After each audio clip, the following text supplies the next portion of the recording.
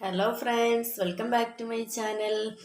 ഞാൻ വന്നിട്ടുള്ളത് ഒരു ഈവനിങ് സ്നാക്കിൻ്റെ റെസിപ്പിയുമായിട്ടാണ്.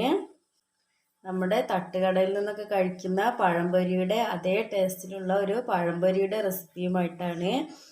നമ്മുടെ വീഡിയോ എല്ലാവരും സ്കിപ്പ് ചെയ്യാതെ കാണാൻ ശ്രമിക്കണേ. എന്നാൽ നമുക്ക് നേരെ വീഡിയോയിലോട്ട് പോവാം. അതിനായിട്ട് ഞാൻ ആദ്യം തന്നെ പഴം മുറിച്ചെടുക്കുന്നുണ്ട്.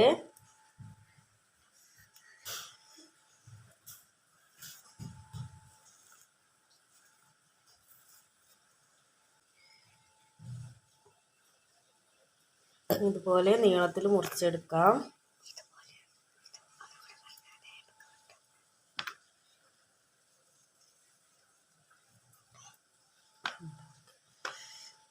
ഞാനിപ്പോൾ ഒരു പഴം 4 പീസാക്കി എടുത്തിട്ടുണ്ട്. ഇനി പഴം ഫ്രൈ ചെയ്തെടുക്കാൻ ആവശ്യമായിട്ടുള്ള മാവ് റെഡിയാക്കി എടുക്കാം. ഞാനിപ്പോൾ 2 പഴമാണ് എടുത്തിട്ടുള്ളത്. അതുകൊണ്ട് തന്നെ 1 കപ്പ് മൈദമാവാണ് എടുക്കുന്നത്. ഇതിലേക്ക് 1 ടീസ്പൂൺ അരിപ്പൊടി ചേർത്ത് കൊടുക്കുന്നുണ്ട്. മധുരത്തിന് ആവശ്യമായിട്ടുള്ള അത്രയും പഞ്ചസാര ചേർത്ത് കൊടുക്കാം.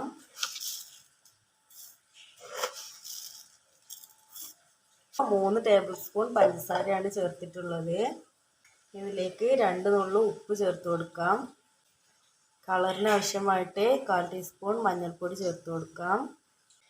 ഇനി ഇതിലേക്ക് ചേർക്കുന്നത് 1 ടേബിൾ സ്പൂൺ അളവിൽ ദോശമാവാണ്. ദോശമാവിന് പകരം അപ്പത്തിൻ്റെ മാവ് വേണമെങ്കിൽ എടുക്കാവുന്നതാണ്. ഇത് തലേ ദിവസം ആട്ടി വെച്ച ദോശമാവാണ്. ഇതിലേക്ക് ഒഴിച്ചു കൊടുക്കാം. ഇനി ഇതിലേക്ക് കുറേശ്ശെ വെള്ളം ഒഴിച്ച് കൊടുത്ത് മിക്സ് ചെയ്തെടുക്കാം.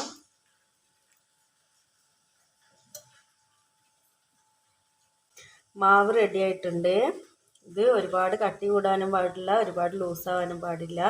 ഈ ഒരു രീതിയിലാണ് വേണ്ടത്.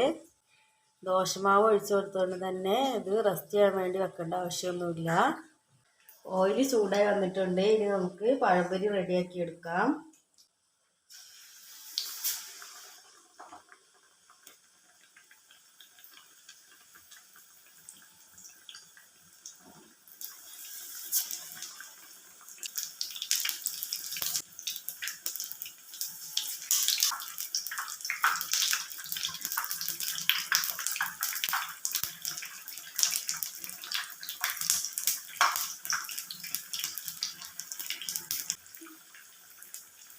നമ്മുടെ പഴംപൊരി ഫ്രൈ ആയി വന്നിട്ടുണ്ട്. ഇത് കോരിയെടുക്കാം.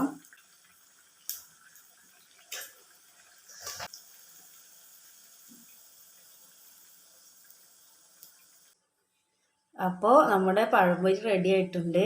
നമ്മുടെ വീഡിയോ ഇഷ്ടപ്പെട്ടെങ്കിൽ എല്ലാവരും ലൈക്ക് ചെയ്യുക, ഷെയർ ചെയ്യുക, സബ്സ്ക്രൈബ് ചെയ്യുക. തൊട്ടടുത്ത് കാണുന്ന ബെല്ലൈക്കൺ കൂടി ഒന്ന് പ്രസ് ചെയ്യുക.